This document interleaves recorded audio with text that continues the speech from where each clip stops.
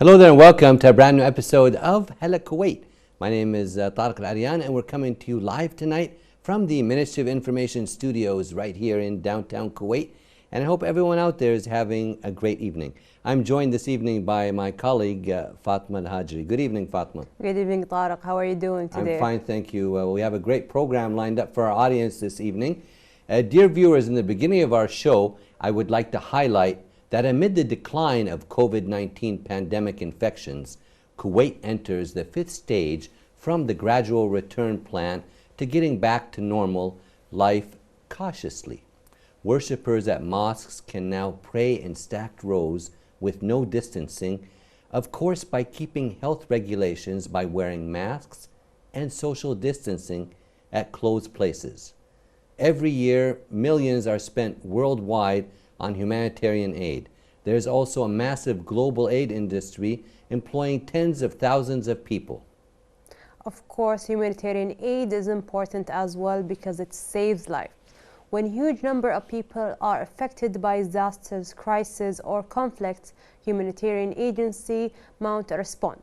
The main aim of humanitarian response is to prevent loss of life, and this principal aim of humanitarian aid.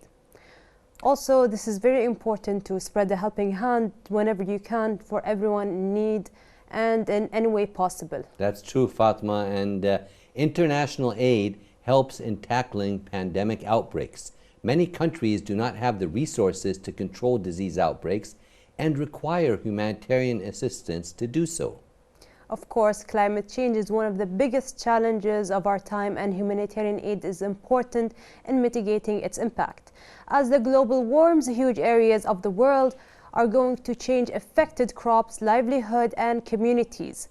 Humanitarian aid is needed to help societies to meet the challenges of climate change and transition to avoid its effects. Well, that's true, Fatma, and right now we're going to get to our first report this evening right here on Hala Kuwait. And we're going to go to the opening ceremony of the permanent exhibition of fine arts. Stay tuned.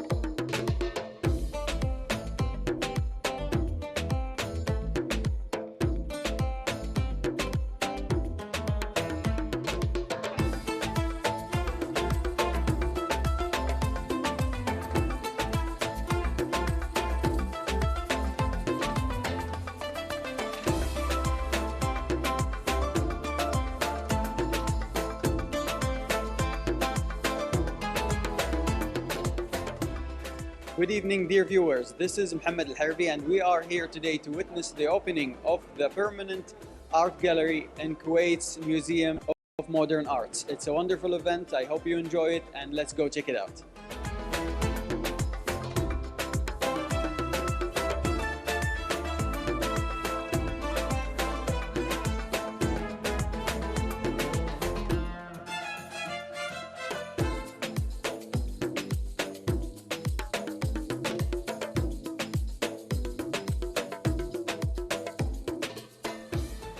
يسرني أن نلتقي هذا المساء في حفل تدشين مشروع بيت الموسيقى والمعرض الدائم للفنون التشكيلية.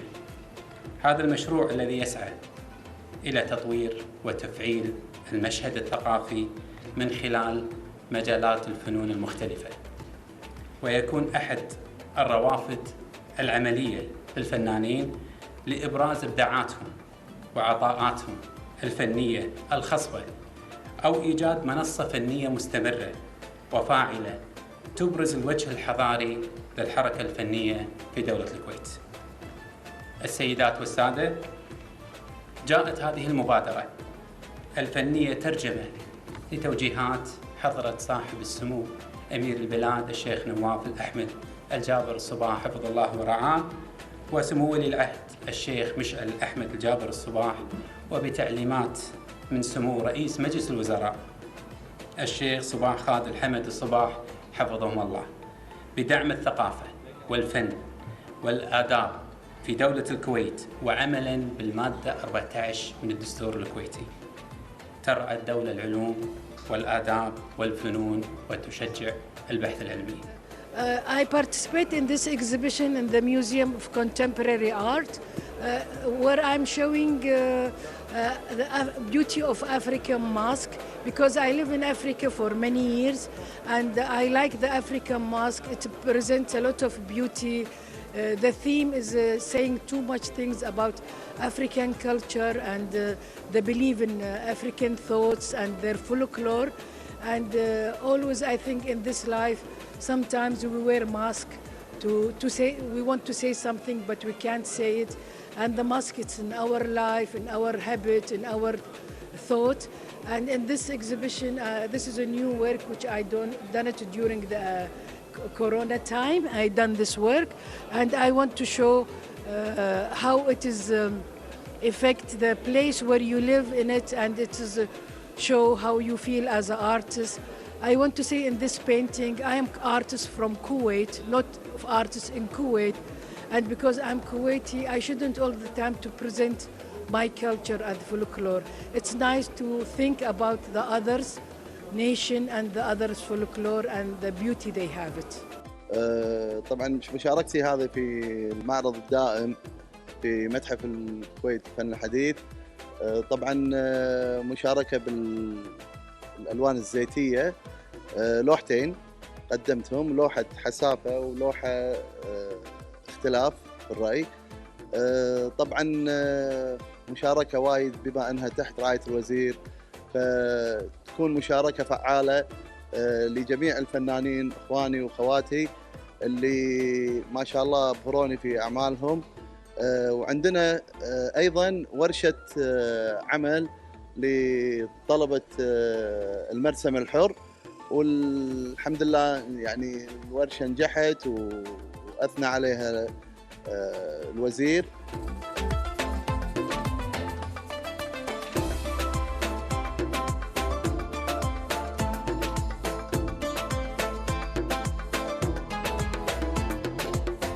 Dear viewers, thank you for watching this segment. I hope you enjoyed it, and see you next time.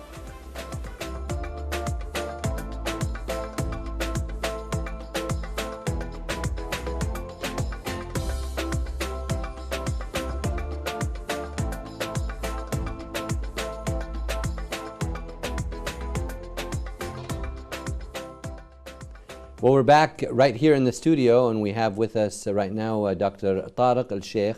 And Dr. Tariq is the representative of the United Nations Secretary General and resident coordinator for the state of Kuwait. Dr. Tariq, welcome to our program, Hala Kuwait.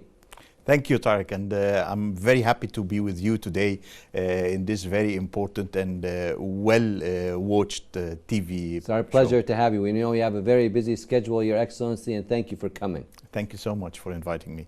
We'd like to first off start out, can you tell our audience a little bit about the recently organized event titled United Nations Day Youth for Climate Action Exhibition? Tell us, how was that exhibition, please?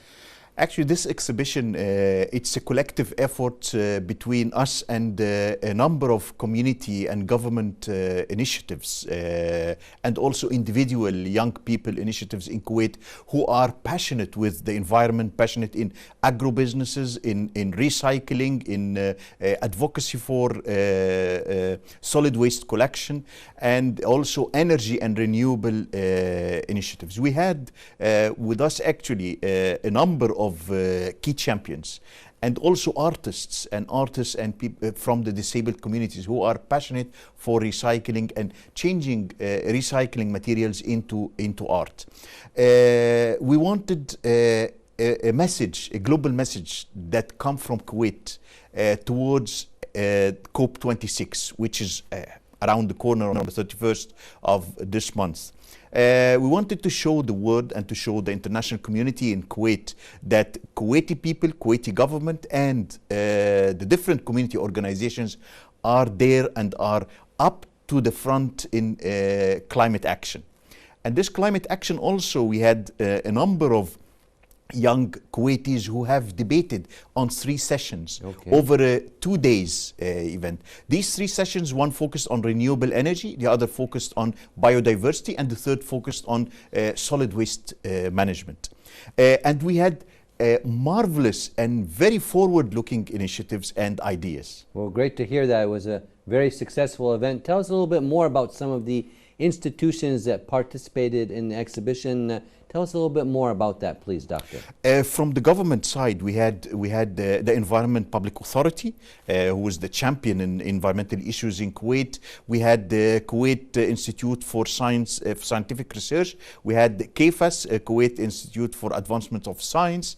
We had, of course, our guest of honor and the lead, His Excellency Sheikh Dr. Ahmed Nasser Al Muhammad Al Sabah, Minister of Foreign Affairs and State Minister for Cabinet Affairs, and also the Assistant Foreign Ministers, and also from the Agriculture Authority of Kuwait, from Ministry of Information as well, and also on the other hand from the young entrepreneurs. We had Agrohydro, we had Endeavor, we had Arden Nuer, we had also Trash Tag, many initiatives, and also Spread the Passion, many initiatives from Kuwaiti young entrepreneurs. That's really and nice. Also there for us. That's really nice to get them all together to discuss these very important issues, which we'll be discussing a bit later on, Your Excellency. But maybe you could tell us now a little bit about the United Nations Day and what it commemorates, please. The United Nations Day commemorates the establishment of the United Nations. It's 76 years now since the establishment for United Nations to be the word arm for forging peace, security, and development around the world. So now tell us a little bit. Now we'd like to go now to the youth, which this is the main topic that we're talking, youth and the environment and so forth. So tell us a little bit about the Kuwaiti youth and their hard work that you noticed on the environment. I mean, you saw all these groups that came together for this very special day and the exhibition and so forth. Tell us, in your opinion, how you saw all of this. Actually, we were so fascinated with the young Kuwaitis' dedication and commitment to the environment. Not only to the environment, but also to innovation in environmental issues. Innovation in agriculture, biodiversity, many issues. Also those who came into the debate and their concern into the biodiversity and marine ecosystems and their environmental and natural resources. I think the Kuwaitis are a little bit far, young Kuwaitis, a little bit far advanced even than some institutions that should be responsible for that. And I believe we need to hear their voice more. And I was the future, very glad. Doctor. Of course, the future is there, and whatever we are consuming now, we have to be careful about what we leave for them in the future. And they are very considerate about their natural resources and very considerate about their environment now and natural resources now, tomorrow, and in the future. Good to hear that. And tell us now your opinion, Doctor, on how we need to get going and help save our environment with some action plans and so forth. The action plans is there, but we need commitment. Yes. We need commitment and we need more advocacy. And one of the examples which I was amazed, I had a discussion with one of our colleagues from the government officials, and one good example that I have, the reports of the Audit Bureau Yes. of Kuwait. Yes. They have very, very interesting reports, for example, on auditing institutions that are responsible for air pollution. And how they are effectively or non-effectively undertaking their resources. If these reports, if these government institutions report are taken into action, I believe the future will be different. So in that sense, I think that a consolidated action plan with the commitment and advocacy of what actually Kuwait is doing, we are a little bit lagging in advocacy. We are doing great. I mean, young Kuwaitis, some Kuwaiti institutions, but we are not presenting this in the right way.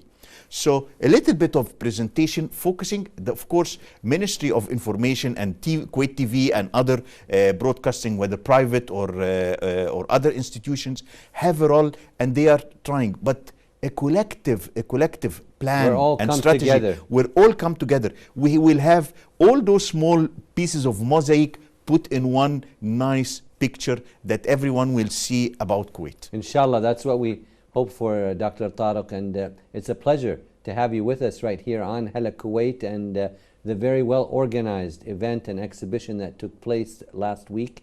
Can you now, as we're coming towards the end of our interview, do you have any last comments or words for the audience watching Hala Kuwait now about the youth, the environment, anything that you would like to close with this evening? I think let's, as families of young people, let's listen to them. Let's take some advice and ideas from them, because I believe we can, through this movement of the Kuwaiti youth, and be collecting ourselves and our efforts around them, we will achieve good for the future, we achieve sustainable development. I think putting the youth in the drive seat of their natural resources and their development, and hearing what they have of great and excellent initiatives, would be ensuring a good future, a sustainable future for all of us, as we are going to COP26 in the coming future, where we should, and world's leaders are committing for reducing limiting global emissions by 1.5 degrees. We need to reach this, and it's very serious. Well, we hope that is accomplished, and the youth are really taking a lead in many initiatives, and we hope the best of luck in the future for everyone. We'd like to thank you very much for your time, Your Excellency, with us on Hala Kuwait. Thank you, Tariq. Thank you for having me as a guest here. I'm very delighted to be with you today. And to all our people who are watching now, thank you so much for listening to me. It was a pleasure to have you. We'd like to thank our distinguished guest, Dr. Tariq Al-Sheikh, a representative of the United Nations Secretary General and resident coordinator for the state of Kuwait, for his time and insight with us this evening right here on the program. Right now we'll take a short break, and then we'll be back with you with some more segments. Stay tuned.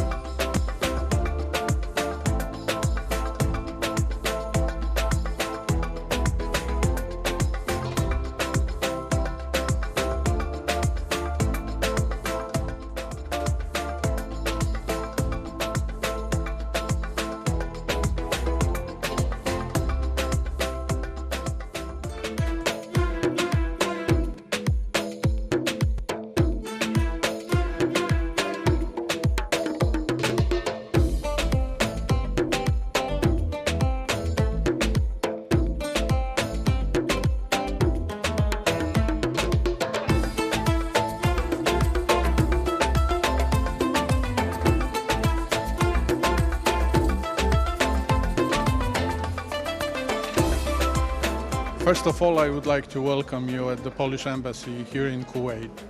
This year is special for us because after pandemic we were able to organize in Poland the biggest classical music competition in Europe and probably in the world, the piano competition commemorated to Frédéric Chopin, the famous, the huge composer of 19th century that we are proud of to have in our history, in our culture heritage. So today at the embassy we are trying to bring closer to the Kuwaiti public the life and the work of this famous composer, and especially because in Poland a few days ago the competition has started, and we already know the finalists and the laureates of this competition. Actually, competition in Poland is organized every 5 years, and it's huge. The number of participants is growing every 5 years, and people from all over the world participating in this competition. Even schools in Kuwait here, when I talk to the owners of private schools of music, other faculties at the universities are interested in participating in this event. People are interested. As you can see, the exhibition that we just opened today at the embassy is very popular. People want to read, to see new pieces, new fragments of life of Frédéric Chopin, to get to know more about his works and how he was able to compose everything during the 19th century trauma that he lived in, because he lived for most of his life in exile outside Poland. There is plenty of young Kuwaiti kids and youths that are interested in playing Frédéric Chopin. We have here mainly in private schools, but not only, also at the Kuwaiti University and other private universities here, Polish teachers, Polish musicians that are helping Kuwaiti students to be more, to develop their artistic skills. I would like to encourage everybody to hear Frédéric Chopin's music, because it is very, very romantic, because it was created during the Romantic era, and it's very Polish, which means that it's very warm, very easy to listen to.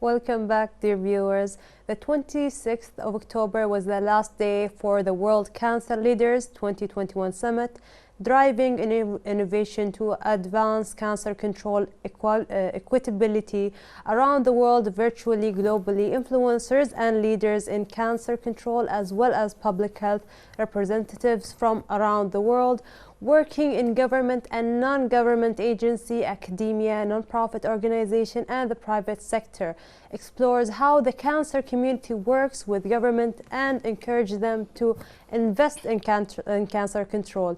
They understand the cancer burden in their countries, improve prevention, early detection, and treatment of cancer. Fadia Survive and Thrive Association is one of the participants, and today we have with us the co-founder in the studios, Dr. Rani Al-Azmi, co-founder and president of Fadia Survival and Thrive Until Cancer Association, patient advocate. Hello and welcome, doctor. Thank you. Hi, and best hellos to your audience as well. So how are you doing this evening? I'm doing great. Taking a deep breath. It has been an interesting month for awareness, I guess, for everyone in the cancer industry. Yes, of course. Could you please tell us more about Fadia Survive and Thrive Association, about their goals and their vision? Absolutely. I'm thrilled that you are interested to know more about the Cancer Association. So we are special in the region, being focused on patient advocacy, plus everything to do with prevention and alleviating side effects for patients living with cancer, whether they are primary or metastatic patients. Our journey started fairly more or less 10 years ago, was a support group, friends and family. And then most of the current founders traveled the world to seek information, because our conviction since the start was to access reliable, credible, evidence-based information that can be turned into knowledge that we can put into action for patients and also the public to prevent this fatal disease. So we started with this informal, I would say, support group in the region and locally here in Kuwait and regionally, and then started an initiative called Survive and Thrive with the Kuwait Cancer Control Center back in 2013 and 14. And sure enough, we had a great feedback from the patients and the public, and that led to establishing Fadia Survive and Thrive in 2016. Fadia is the name of my beloved mom. I lost her last year, but she left us more determined. So we are now plus focusing our aims, focusing on prevention, patient advocacy, also for critically ill patients. Of course, that is such a noble pursuit. I applaud you for your great efforts. And you started from 2006. It must have been a very interesting journey. So can you please tell us more about Fadia Association? It's an active association. So what events and activities you've been doing this month? Well, this month with in the new era of COVID-19, we have virtual events and we have in-person events. So to start with the virtual events, we have a couple of projects with the Union for International Cancer Control. We are active member with them as Fadia Survive and Thrive. And also the Advanced Breast Cancer Global Alliance based in Portugal. We also have been active with them with some conferences. In person, we did three events so far, started from late September, reaching out in different places in Kuwait, from the military to the civilians, hotels and patients, to the public. Our conviction is always about preventing the occurrence of cancer, like raising awareness how to prevent it. So that for this we're doing many outreach programs. Some of our activities also related not only to the public within us, like capacity building, attending scientific conferences, so we will be able to understand, to simplify scientific information to the public. Also, some of our activities sitting in the committees to decide on which new research in cancer get funding in collaboration with international organizations. So they were keen to have one patient advocate as an organization and 3 scientists. And they give votes for the research, because sometimes research just it's an innovative research in science and medicine and biology, which I appreciate, but you cannot see the benefit for patients in 5 or 10 or 15 years. And that's our mission, is to look into this extremely scientific research and have an assessment if it can be really of benefit for patients. And that at the basic translational, the way they say it, and clinical type of research. Yes, so of course you usually have to put a lot of effort into looking into these research and finding the best one for your patients, especially if you want to recover within 2 years or even less. So that is very important to find for the perfect solution for recovery. Very well said. Yes, so if someone would like to join your association, how can they join? Where do they go? And is there some specific requirement for them to join? Well, we're always thriving to have as much people who believe in the cause to join us. The easiest way is to reach out through our Instagram account, Fadia_Survive_Thrive, or reaching through my name on LinkedIn. We formed after COVID a new advisory board with eminent scientists and researchers and clinicians, oncologists, even scientists in nutrition, not necessarily oncology. And talking to the public about oncology in simple terms is just the study and treatment of cancer or tumors. So the specialized doctors in this regard in our advisory board, and we have volunteers for different events, plus the members. So by all means, please reach out, and we'll be more than happy to get you involved. Of course. So we would like to tell our dear viewers more about this disease, about its symptoms, about its effects, so they can know more about it. Absolutely. I'm taking a deep breath because cancer, and this is one of, we have been active also. One of the things I didn't mention, that we published many of our advocacy ideas in scientific research journals like Breast Journal magazine. So I needed to tell you this because we publish things about stigmatization in this region when it comes to the word cancer itself, and also how everything we do is not enough to really meet the needs of patients. We really need to be more empathized and mobilize more resources. But let's get back to the word cancer. Cancer is mistakenly taken as an evil disease, which it is an evil disease. But scientifically, if we need to be more accurate, cancer is a complex, extremely complex, if I need to be realistic, group of diseases that really accumulate over time, at least for adult cancer. Children with cancer is a different story. But it accumulates over a period of time, and it causes defects in the genes. And as opposed to the idea that we get it from genetic defects or inherited, research shows that less than 5 to 10% are from genetic defects, while the residual, which is 90 to 95% from environmental factors. And environmental means anything in our surrounding, not the greenery landscape, is how we handle our lifestyle, and maybe we'll discuss it more in a few minutes. Yes, as you mentioned, so this can be affected by the environment around us, and lifestyle plays a very important role. So is it possible that someone with a healthy, certain lifestyle can help prevent this kind of disease? There is no simple answer, and that's one of the things we try to raise awareness about, because we always get these stories. I know someone living in greenery, maintaining vegetable or vegetarian diet, and they got lung cancer. And I know someone smoking for 20 years, he's perfectly healthy, never get any disease. So people tend to superficially judge those I would say characteristics of different people in their surrounding, but this is completely inaccurate, because there are, I would say, 3 terminologies, and I hope the audience would forgive me in saying these specialized terminologies. But the first one is exposum, and exposum means the collection of exposure to risk factors in my span of life, from the day of my birth to adulthood. So if I am subject to pollutant or smoking, or lazy, not working out, not eating enough nutrition, these are different risk factors. The accumulation of them decides if I'm going to be a healthy person or prone to some diseases, like even chronic diseases like diabetes or hypertension or chronic heart diseases, and these can lead, God forbid, to cancer. So, and also very importantly is the word susceptibility, is how each person, their own body is very unique and special, and how they are sensitive to these risk factors. Someone can have a negative, like inhale negative smoking, and nothing happens to them. Others can mute their cells.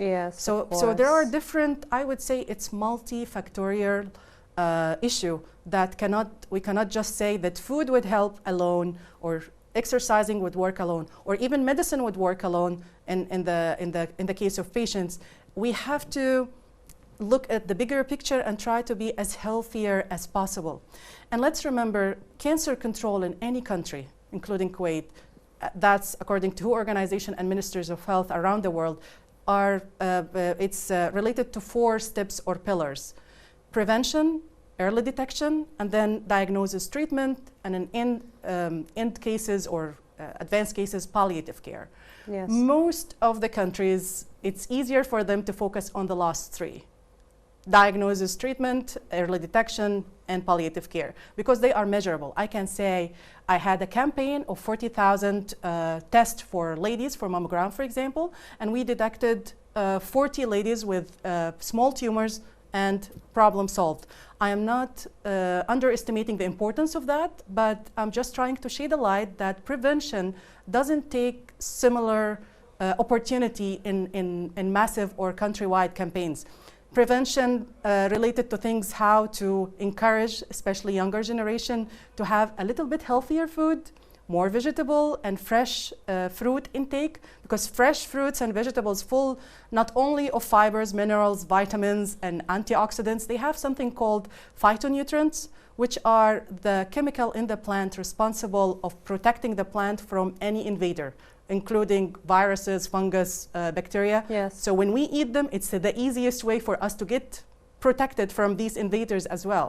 Of course, so healthy lifestyle and healthy food is very important. Yes. So prevention is always better before getting any kind of diseases. You have to prevent yourself from getting any kind of cancerous diseases in particular. So having a healthy lifestyle doesn't even mean that you are preventing yourself. You could even get cancer very easily. As you mentioned, someone who is non-smoking and secondhand smoking might not get it, but someone who's next to them might actually get cancer. Well, let's be more accurate. I'm not saying that they will get cancer. See, the chances are very low, but the chances are very multifactorial. Yes. So I'm trying to say that whatever we observe can be true or cannot be true. So let's just take the matter in our hands. Of course, yes. Let's eat a little bit healthier, and let's also not dismiss the importance of what happens internally in our body. Yes. When I talked about environmental factors, eating and the lifestyle and de-stressing are external environment. There is internal environment. When we eat these excessive sugar products, we really miss the balance inside our body. Yes. When we are under stress, there are hormones and chemicals that release inside our body. So someone can eat healthy, but if they are under what I call chronic stress over and over, there are some chemicals that released internally that can pose some risk. And God forbids, we are not talking only about cancer, it's prevention from diseases in general. Yes, of course. So people with this kind of disease go through a lot of problems and challenges. Could you tell us more about that, and how can we provide support for them? Absolutely, this is a very important question. You know, cancer patients, the least to say from the suffering and challenges they face would be about multiple side effects from the treatment and the disease itself. So they can lack sleep, lack appetite, have any symptoms from diarrhea to vomiting, and all these hinder their quality of life. Cancer can be at checks, like can be under treatment by the specialist, but the quality of life aspects related to the side effects of the disease and the treatment, because most of the cancer treatments are very aggressive, yes, of depending course. on which phase. So that's a never-ending challenge, and what we can do is to take care of their emotional, physical, even to a certain extent social well-being. And it's very hard to recognize these challenges to start with, because they look as healthy and normal as us, as a disease, but internally they lack focus, for example, if they are under chemotherapy, or they cannot sleep well, so they are irritated. And then there are some dynamics happening in the family, why you are not listening to me, or things, you know. So we need to be more empathizing with them, and also for associations, we always advocate for the quality of life as opposed to merely treating them. Cancer is a big monster, but not focusing on this big monster sometimes can compromise aspects of quality of life. Of course, and especially because of COVID-19. How did COVID-19 affect your association, and how can patients protect themselves against COVID-19? Well, these are two big questions. I'll start with the first part, how COVID impacted us as an association. I would say that we became more active, because now we had an extra platform, which is the virtual. When we started, we had this focus that we need to meet patients and public in person. So we had these many events in a nice light dinner, healthy one, for the public prior to COVID. Now we have the virtual platform. So we had a new advisory board from eminent researchers, as I mentioned earlier, that was formed in the aftermath of COVID. And also we signed a memorandum of understanding with oncology department in Tashkent in Uzbekistan. It's another sister organization that we collaborate with, because they were very interested in integrating patient advocacy into their programs, plus many things related to activities with the Union for International Cancer Control and the Advanced Breast Cancer Global Alliance in Kuwait, 4 or 5 events through the span of the last a year and a half, more or less. So for the first time, we had a booth in malls to just raise awareness for the public, having a quick test. Do you think your immune system is strong or weak? How can you boost your immune system?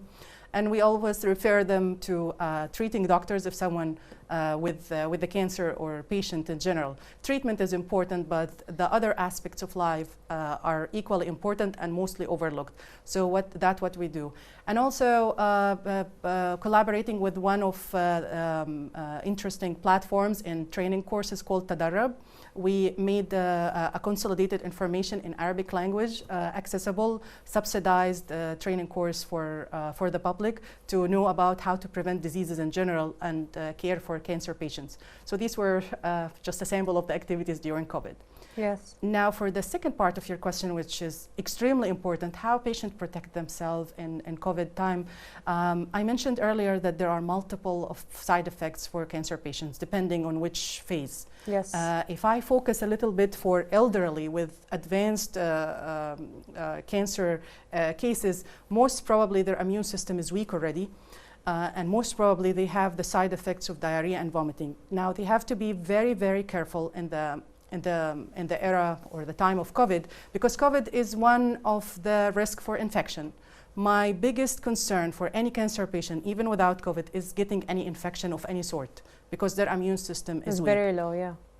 Once anyone, even healthy person, get an infection that is unchecked without antibiotics intervention and so on, it can, God forbids, turn into sepsis or septic shock. Sepsis is something that it just takes many lives yearly around the world, and there are many global alliances raising the awareness about sepsis. So some of the symptoms for sepsis would be feeling extremely hot, like having this high temperature of the body, or the other way around, feeling chill, like feeling extremely cold. That's one symptom.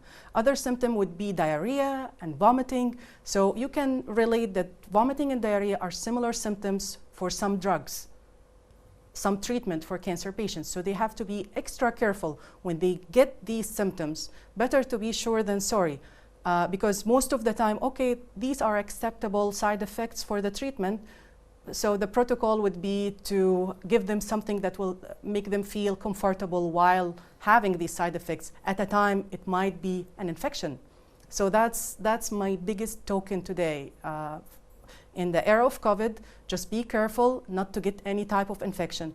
And to prevent it, we follow these just hygienic standards. Wash your hand, but not only that, don't touch anything that have access to your body, like your eyes, your nose, your mouth, while you are outside house, and you don't know if your hand is clean, or touch anything like a booklet or something. Yes, of course. So stay safe. And also you have with you some pamphlets. Could you tell us more about that? Yeah, most of the information are available through our Instagram, but I like to show this because this is the ABC Global Alliance, the Advanced Breast Cancer Global Alliance. And our association, Fadia Survive and Thrive, translated the Global Charter into Arabic. So this hard copy is available. I have many of them since we translated them, because it's raising awareness about just an advanced category, which is advanced breast cancer. Yes. So anyone would like a hard copy, reach out through the Instagram and you will get one. Thank you so much. So is there any last word of advice you would like to share to our dear viewers? Okay, so for the viewers, I would say something very general. Okay, there are many reasons to eat more veggies and fruits. There are many reasons to drink lots of water to stay healthy. There are many reasons to exercise, even if it's just walking, and de-stress, like doing barefooting by any beach or grass area. There are many things that you can do for improving your quality of life, but my last talking to you would be, it is extremely difficult to change any habit. Yes. So my advice is just to introduce a little change every week. So if you recognize yourself, how many glasses of water you drink a day, if it's 1 or 2, you are really at risk. We are 70% water, which is blood. Every chemical reaction from breathing and talking right now, or eating and digesting, requires water to process it and flush the waste after it's processed. So if you don't drink enough water, it's very fatal for everything. So If you are drinking, like, I don't know, less than 1 liter, try to introduce more water. Yes, of course, that is very important. Yeah. So thank you so much, Doctor, for your time. It's a pleasure to have you with us on Hala Kuwait. Thank you too. You're most welcome. Dear viewers, you had with us Dr. Rania Al-Azmi, co-founder and president of FADIA Survive and Thrive Until Cancer Association, patient advocate. Moving on to our next report about UNHCR and the humanitarian work lecture. Let's have a look at it. Stay tuned.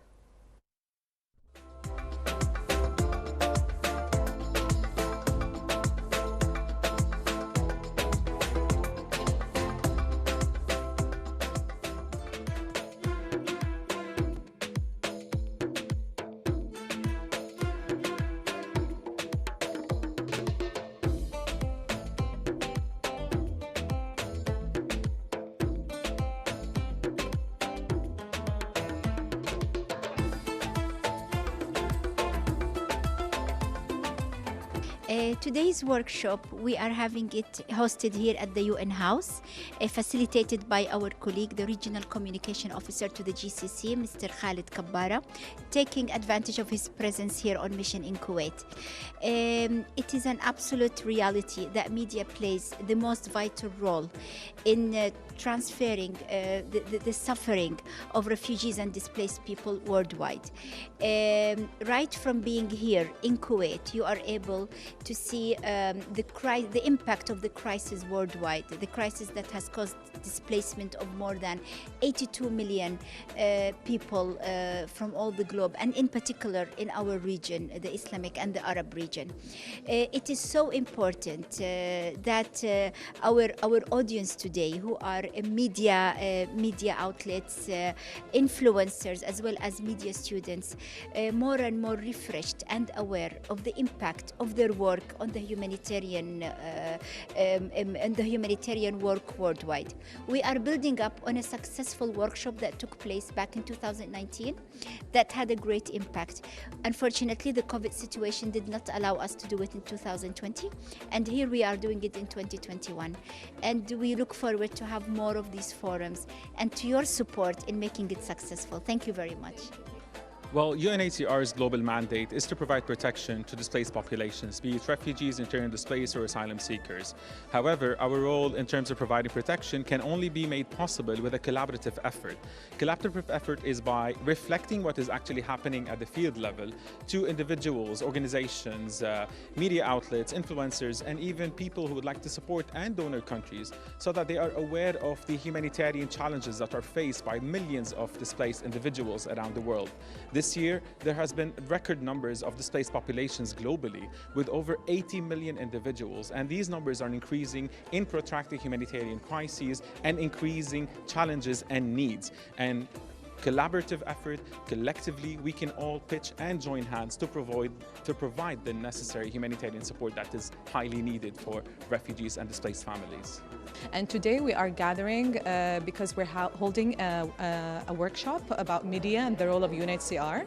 And it is our second media training that we've done. The first one was in 2019, but due to COVID, we had to put it on hold. And today it's just an exchange of knowledge and more of advocacy regarding what UNHCR is doing and refugee situations around the world, in addition to taking some input from the media, social media, and media students too in Kuwait. And this is the least that we can do, is to do some capacity building, and in addition to exchange of knowledge with all the entities that are attending today in order to spread the word about the refugee needs. Thank you. We're glad to have our media counterparts today at the UN House to work on media workshop and the coverage of humanitarian work with our counterparts in the media field, Ministry of Information and the Kuwait Fund for Arab Economic Development.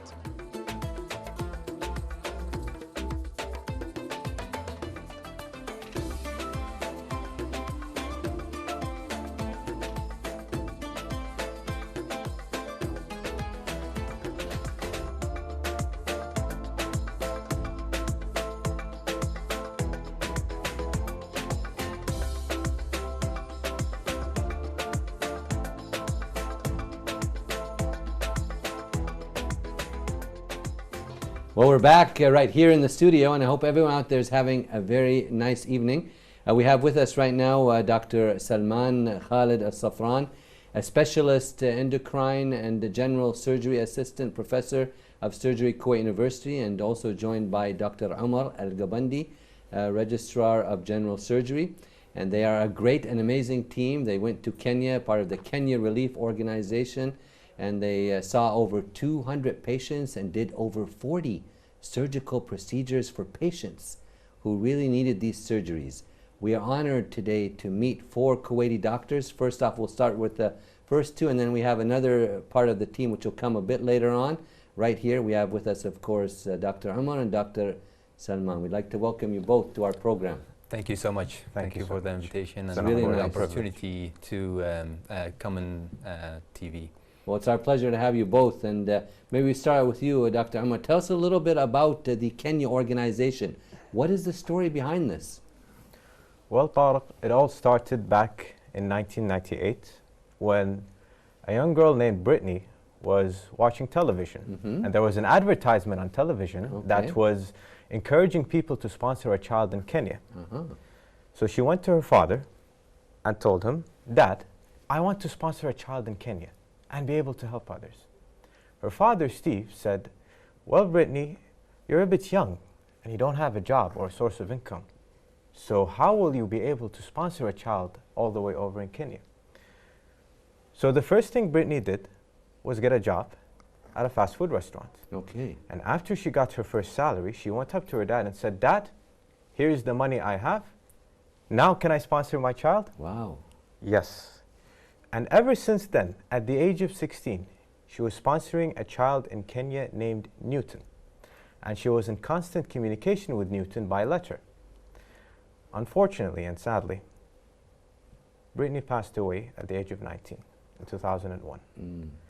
Struck by grief, Steve and his wife Greta felt very sad at the unexpected loss of their daughter Brittany. They used this grief in a positive energy. They decided to go to Kenya to meet Newton, the child whom Brittany sponsored. Wow. To actually meet the child. And yes, that she was sponsoring for 3 years and writing letters for. So they flew all the way over from the United States to Kenya through multiple transits, jumping through a lot of hoops. And when they arrived to Nairobi, they had to arrange a transport to the town or village in which Newton was living in, which was Migori. It was a 6-hour drive, bumpy roads. Yeah, I mean, you have to get, of course, Nairobi, and then from Nairobi go to these places. Exactly. And you know, maybe the highway system is not the most advanced, so it took a long time, I'm sure. Exactly. And there were like lots of holes in the street, and it was a bit hot. And the air conditioning wasn't that great. And when they finally arrived to Migori, they were devastated by the poverty, by the disease, and how the people looked. They looked hungry. They looked like they were in starvation. And they finally were able to meet Newton, and they saw a young boy full of hope and desire to grow up and be a regular boy just like anyone else in the world. So they took it upon themselves to build the Kenya Relief Organization. They had an orphanage in which they named it the Brittany House in dedication to their late daughter. They also built the Braze Clinic, which was meant to help people who lacked access to healthcare. Additionally, they built the Kenya Relief Academy, which was an elementary school, middle school, and high school that would provide education for the people of Migori. And the Kenya Relief Organization does a tremendous job at doing this ever since the year 2001 with one mission in mind: to rekindle hope for a new generation of Kenyans through a partnership between communities uniting for a common good. That's great to hear. It's like, I think it's been 20 years now, Dr. Salman, looks like, huh? It's been 20 years. So tell us a little bit now, joining the team and traveling to Kenya is great. I mean, but it's also a hard decision. Absolutely. So tell us, how did the idea come about, and how did you join this group, please? When I think of this, I think of why we're here on earth.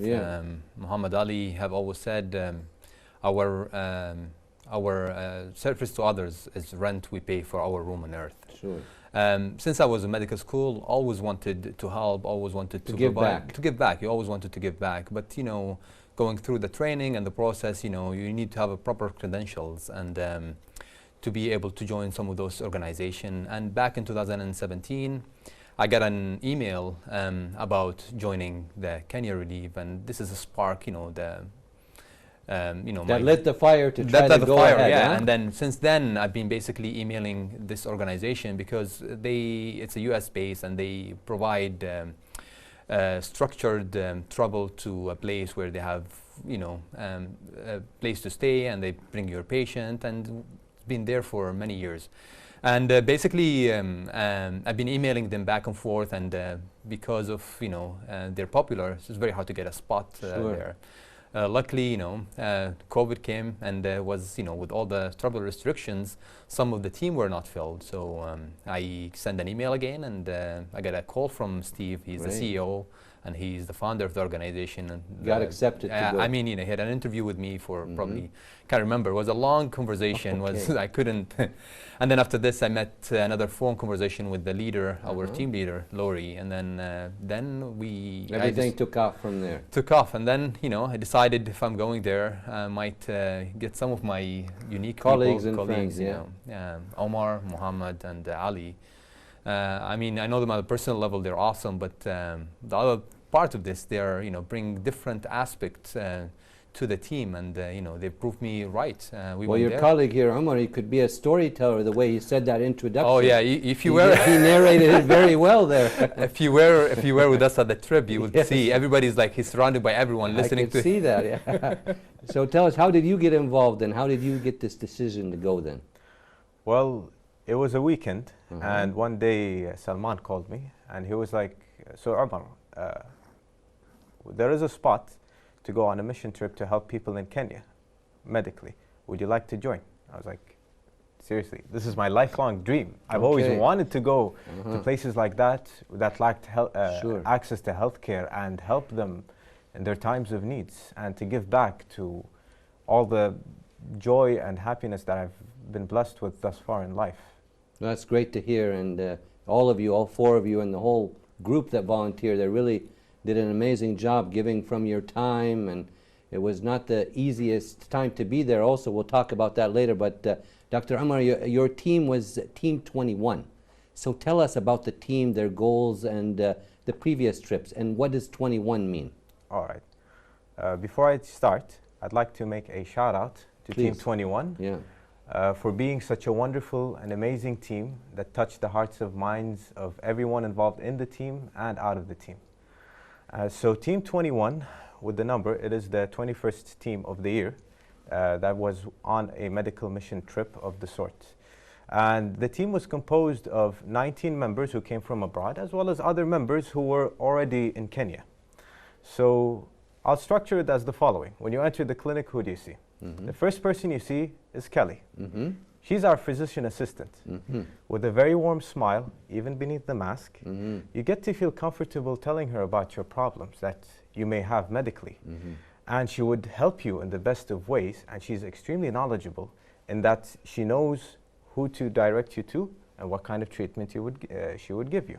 You agree with that, Doctor? Absolutely, yeah, absolutely, yeah. We had a fantastic team, and I mean, we want to mention each one of them by name just to honor what they have delivered. Feel free, gentlemen. Feel free. And we had the story, so I would like Omar to finish the story. Go ahead, Omar. So after you see Kelly, she may refer the patient to one of the four of us. As general surgeons, we would evaluate the patient on whether he would need surgery or not. Sometimes it would help if we did an imaging study to be able to plan our surgery effectively. And this is where our sonographist Amanda comes along. She would scan everyone and would give you the most detailed information. It is as if you are inside the body and you're seeing the images yourself. She's very approachable, she's very nice, and she was instrumental to our planning for surgery. So when the four of us decided that this patient needs surgery and he needs to be booked for surgery, he would be seen by our CRNA nurses. The CRNA nurses are advanced nursing practitioners in anesthesia, And they have highly technical skills in anesthetizing the patient, making sure they're pain-free during the procedure, they're not awake, assessing the readiness of the patient for surgery. And there's 6. We have Lori, we have Bijal, we have Heather, we have Jessica, we have Israel, and we have Ariel. They were all instrumental to our ability to perform the surgeries. And if it wasn't for their hard work and dedication and managing the patients, regardless of their health conditions that we may or may not have been aware of, we would not have been able to be safely performing these procedures. Of course, the surgical cases would not have been complete if it wasn't for our scrub nurses. And there were 4. We have Karen, we have Laureen, we have Diane, and we have Nicole. They were all so helpful in providing us the right tools for the right job. Amazing. Exactly. And they provide a very warm atmosphere in the operating theater, despite it being very cold. Of course, after the surgery is done, the patient is taken to the post-operative care, which is taken care of by a lovely nurse called Grace, who happens to be quite graceful in the post-op theater rooms. And despite all of this work, and when we lose ourselves in the moment, during surgery, during seeing a patient, we had one special individual. Yeah, tell us about that. He was not a medical professional. We called him non-medical John. Okay, why?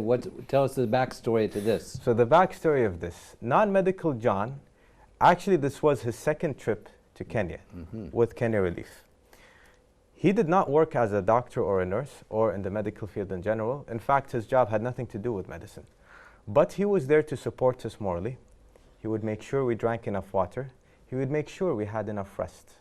He made sure that we were taken care of, and he would help us in whatever capacity that was needed. Amazing. Moving a patient, calling someone. He was always there. And he was so awesome that we upgraded him to Medical John. Okay, so we got an upgrade there. Exactly. So he was non-medical John day 1, day 2 he was Medical John. And everyone was cheering, John, Medical John, Medical John. That's great. And that doesn't, of course, negate the efforts of everyone else, such as Beth. Beth helped run the clinic. She helped make sure that whatever was missing was there. Of course, Mark. Mark was acting in place of his father, Steve, who traveled back home at the time, in running Kenya Relief Organization. And of course, the most important character of the story was Newton. Remember Newton, who I told you in the beginning? Yeah. He grew up to be a chef. Okay. And he cooked our food. So he was taking care of everyone's cuisine and food and everything. Yeah, exactly. Go ahead, Doctor. We all grew some belly because his food was so delicious you can't even stop eating. That's Once amazing. you start, you can't have enough. All right. And he made us Go some ahead. chapati, and you know, I didn't know chapati is very famous in Kenya. Wherever you go, there's a chapati, and it's very tasteful, very tasteful. That's great. So tell us about your role there and everything like that. And you also said you had some names you wanted to mention. Feel free at any time. I mean, Omar did a pretty great job of mentioning every single one in the team, and without them, we wouldn't have done this. Sure. What was special about this team is the way we basically fit in as a puzzle. From day 1, you know, we didn't know each other. We were like, you know, skeptical about each other, and then at the end, we were like a family. Almost every one of us had some tears in the airport when we part away. Sure. Was a special moment. And I really can't wait for the same team actually to meet again, hopefully in the near future. I don't know if it's possible. We'll try our best to make this happen again. Well, that's great to hear. I mean, you're doing such an amazing job volunteering your time, giving back, and Dr. Amr, I'm sure there were many challenges also and some difficulties. Can you tell us about some of them and how did you overcome these challenges? Well, Tarek, there was a lot of challenges during this trip. If we were to categorize them, they were non-medical, medically related, and different emotional. Challenges, yeah. There were so many challenges. It starts with our time here, the fact that we had to take time off, vaccinations that are required before getting to Kenya, the medicines we needed, the preparation, the long flight, as well as the long trip we had to go through to Migori. Just like how Steve and Greta did their first trip a long time ago, back in 2001, we had a similar experience and could feel... Like almost a full day of like traveling till your destination, huh? Exactly. It took almost 8 to 9 hours, I believe, of a bumpy car ride, having to rest every couple of hours, and making sure you don't drink too much water so we wouldn't need to stop. And of course, that's not even talking about the weather, which was quite hot, and the insects that were all around us. There were lots of mosquitoes, but thankfully we had mosquito repellents at the place that we were in. And of course, living with 4 different people and sharing the same facilities can be a bit nervous in the first time. And that's with the non-medical aspect. The medical aspect would go with us working with a team that we haven't met before, that we don't know what ticks them, what makes them satisfied. Their personalities. Exactly. It takes time to get to know each other, Exactly. And of course, we didn't know what the facility was capable of.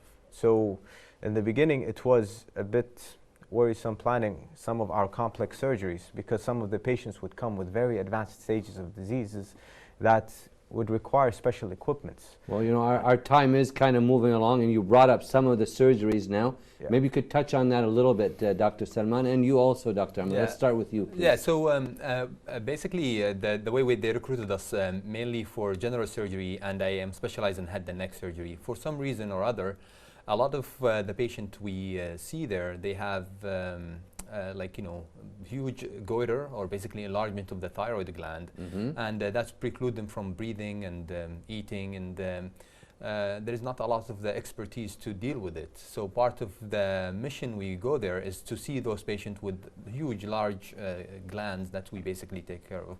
In addition to basically doing all your general surgery, like, you know, hernias, lumps and bumps, and all the, you know, the general procedures, other general procedure that we had to do. There's a couple of few cases that we had to do. A kid called, I mean, I called him in my post David, but his real name is Samuel. He's a 13 years old, who basically came to us in the clinic with basically very distended belly, couldn't eat for many days, had this condition for almost over a year. When we took a history from him, he had 2 of his older brothers had similar condition, and they actually passed away because they couldn't get the proper medical attention. When he came to us, I was doing surgery, and it happened that surgery was hard and electricity is off, and we were kind of hectic. And then Ali comes in, hey Salman, I have this patient, I don't know what to do. I think he needs surgery right away. I mean, discuss it with the team leaders, discuss it with the other surgeon. We had a pediatric surgeon in the team as well.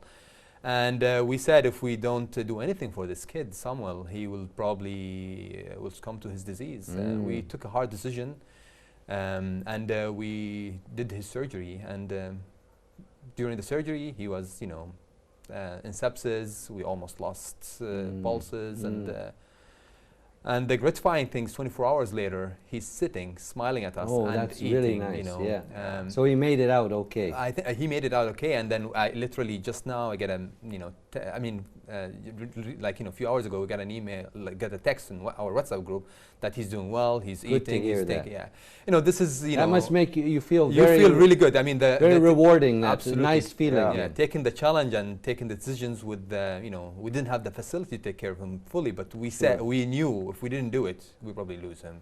It was a wonderful job done by Dr. Salman and Dr. Audrey, our other pediatric surgeon, who was also involved in this case. I mean, her opinion and insight was also very important in taking care of this patient. Well, you're both amazing. You've done such a great job, and we're going to take a short break, and then we'll have your other 2 colleagues join in. And it was such a pleasure to have you both on. Any last words for our audience who may be watching?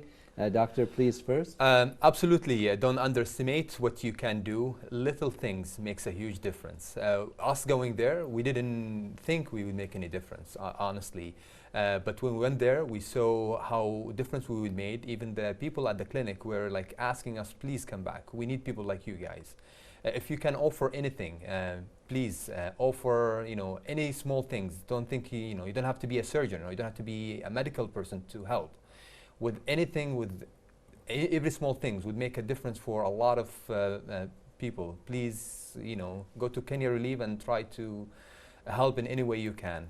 Very well said. Dr. Umar, any last words for the audience? Yeah.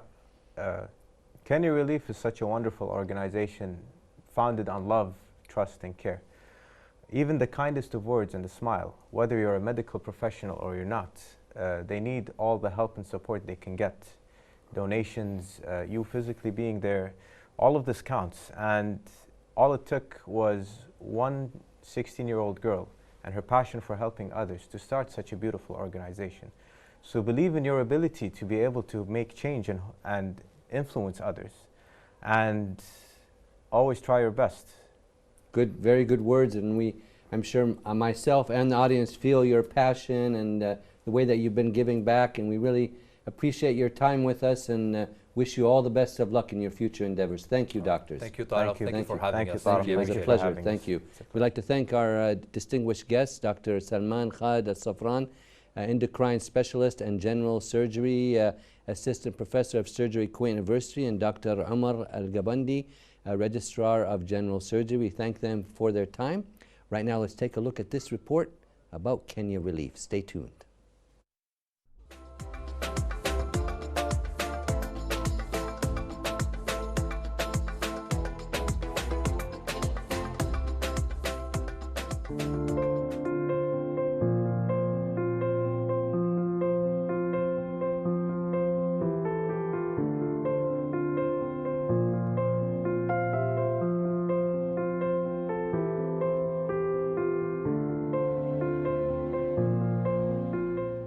A Kuwaiti humanitarian medical team consisting of several surgeons, including Dr. Umar Al-Gabandi, Dr. Muhammad Najaf Jamal, Dr. Ali Al-Khayyat, and Dr. Salman Al-Safran, consultant endocrine surgeon, went on a medical journey in Africa for a unique experience with various competencies. The trip was fraught with many dangers, since malaria and other diseases are spread in the villages where operations were performed. Most of the patients are infected with HIV. This constituted another burden for the Kuwaiti medical team. Dr. Salman Al-Safran led a team of surgeons and had 50 surgeries in the first 3 days. The goal of the trip was humanitarian work, and the team worked all day long. This trip puts Kuwaiti fingerprints all over the world, and especially in underprivileged African villages. The Kuwaiti surgeons were spreading smiles at the same time as saving the lives of others.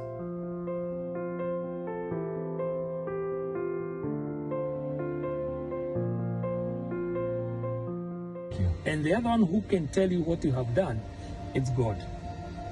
Because you have saved a lot. So may God bless you. And come again.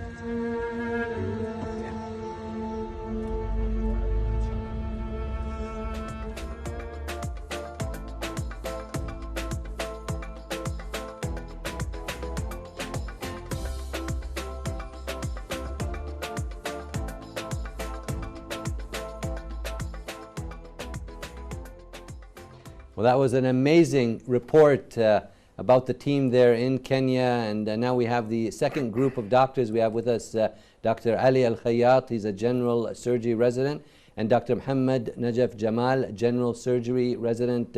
Doctors, welcome to our program, Hala Kuwait. Thank you for inviting us. Nice to have you both on our program, and we'll start out with you, Dr. Muhammad. You know, the trip to Kenya took around 9 days, so tell us where did you go and visit, and tell us more in your view and your opinion how this trip was. All right. Well, first, it was a 9 to 10 days period. So our first day, we stayed one night in Nairobi. And then, as Omar mentioned, we traveled around 7 to 8 hours to Migori, where we stayed most of our trip there. We did set up a clinic, see the patients, and prepare them for surgeries. And then we operated over 3 days there, and then the last few days it was like kind of therapeutic to go to the safari. Overall, it was organized. You needed it after all that. Yes. I didn't think I'm gonna be very excited to see this amount of animals, but I was really happy.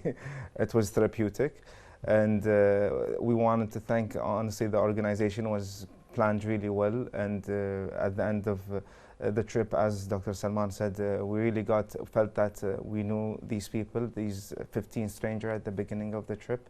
I think Kenyan people known to be very warm. Yes, actually, on the way to Migori, people were saying hi to us because they knew we were like the medical team coming for the village, and there was people walking for days to come to the clinic. So when we saw them, they felt the relief. So yeah, that was amazing. Doctor, so tell us a little bit about your role with this trip and everything. So me and my colleagues, we went there as surgeons. I mean, myself as a surgical resident, we went there to perform surgeries. But going there, we assumed, working in a smaller field hospitals, we had to assume other roles. So from counseling patients, doing all of the paperwork, to transferring the patients from the rooms to the operating room, to the beds, cleaning the beds, and cleaning the room between operations. So we did a lot more than just being surgeons. And going on this trip, also me and Mohammed, we decided to document the whole trip, help raise awareness for the Kenya Relief Organization, and maybe help others join that for future missions. Well, it was amazing. We saw some of the video and clips there. I mean, a great trip. You helped. That's what's most important. You, all four of you, with the team, the 21, I think, helped everyone, feel better. Some great operations, very good service for the people there and helping out. So tell us a little bit, how more can people help with this? What can people do, Dr. Ali? So there are many ways that people can help with the Kenya Relief.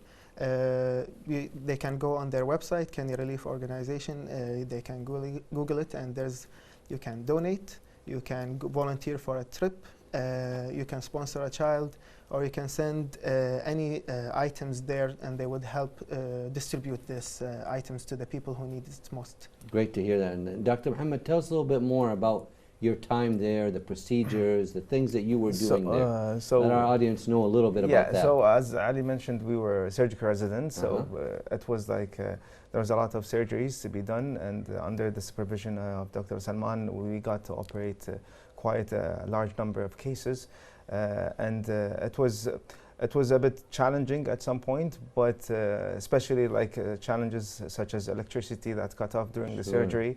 But the team with us were very equipped regarding this matter. So we had to continue the operation, and the show must go on, even without electricity.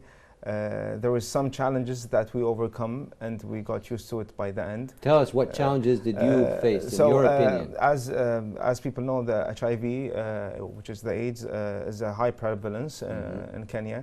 And we had to operate on a good number of HIV positive patients, and the needle stick injury would have a crucial, like a very bad consequence.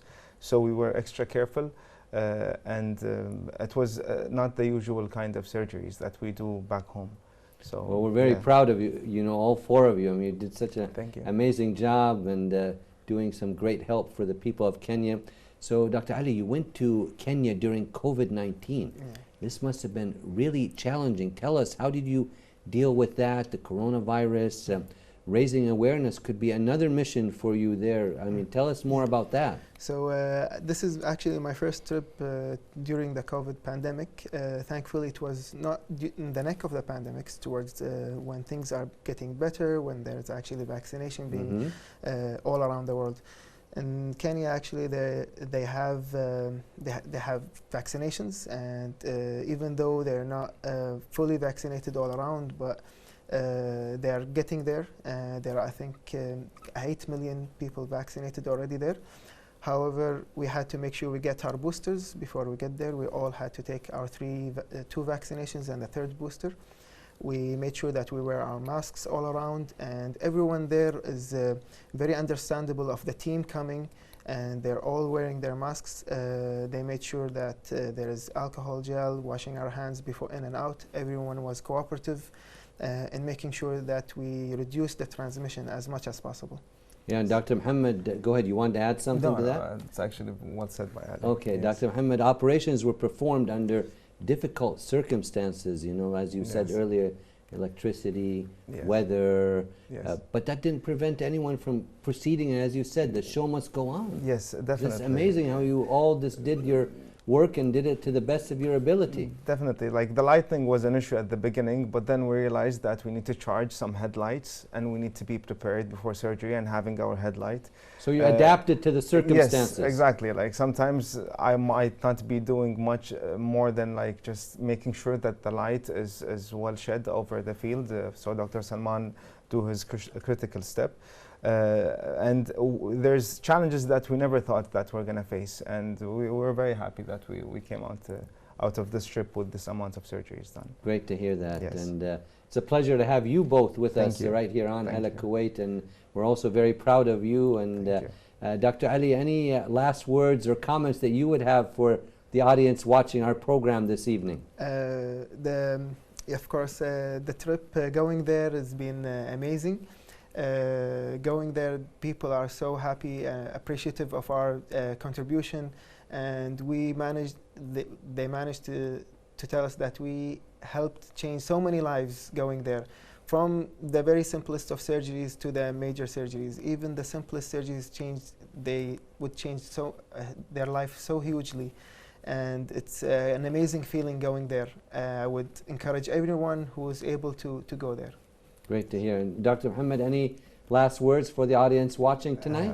Yes, don't be afraid to go on an adventure such as Kenya and Kenya Relief. It will help change your life. It will change you emotionally and on the medical and the personal level. So I highly encourage you to go on such trips in the future. Well, thank you so much for coming, gentlemen. We wish you all the best of luck in your future endeavors. We're honored to have you on our program. Thank you. The honor is yours. Thank you. Thank you. We'd like to thank our guest, Dr. Ali Al-Khayyat, General Surgery Resident, Dr. Mohammed Najaf Jamal, General Surgery Resident, for their fine work and that they did in Kenya, and we wish them all the best of luck. Right now, we're going to take a look at another one of our reports, and we're going to go take a look at the National Hockey League right here and take a look at what's taking place with that sport right here in the state of Kuwait. Stay tuned.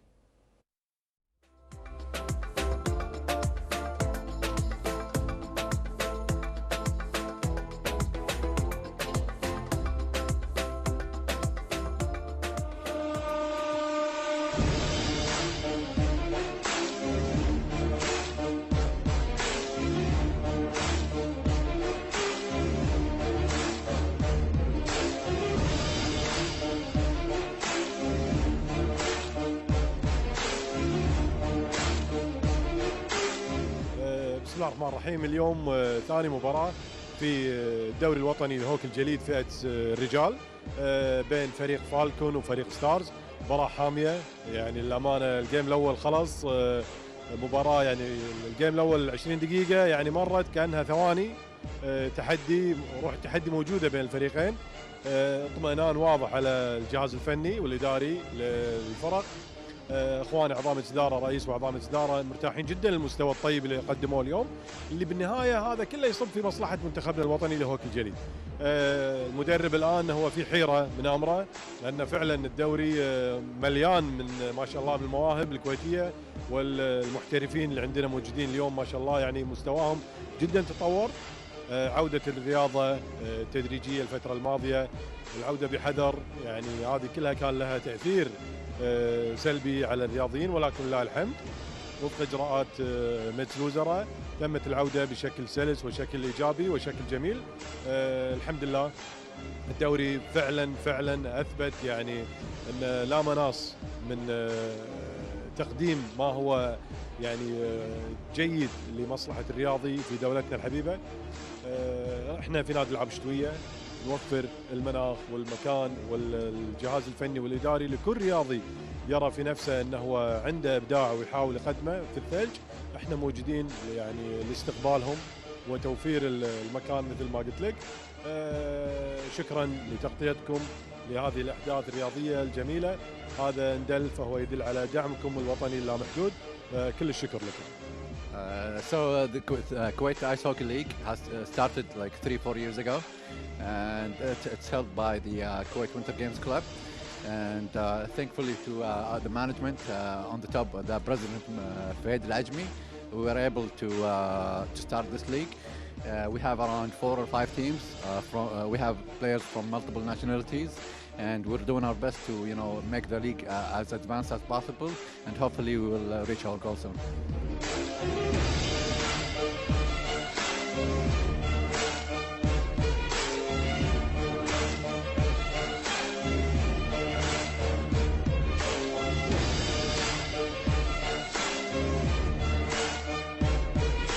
Since I am 15 years old, and now I'm playing for 5 years, and finally I am in the national team of the ice hockey team.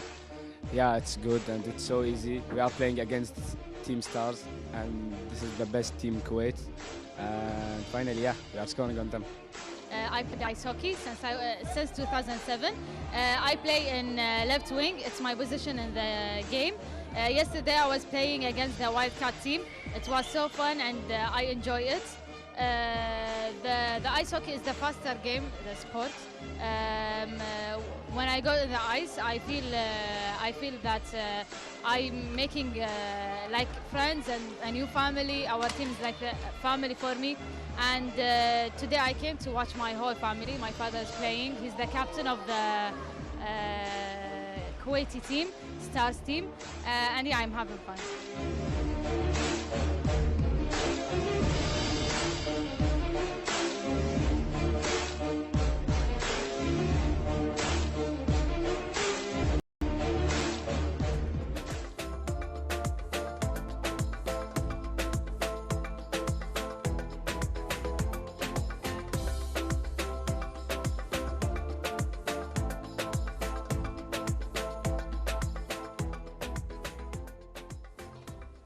And with that, we have reached the end of our episode.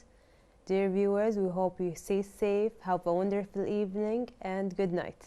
Well, we'd like to wish everyone a very nice evening. Also have a great weekend, and we'll see you next Sunday with another episode of Hala Kuwait. But until then, make sure to take care of yourselves and each other, and let's always remember to respect one another.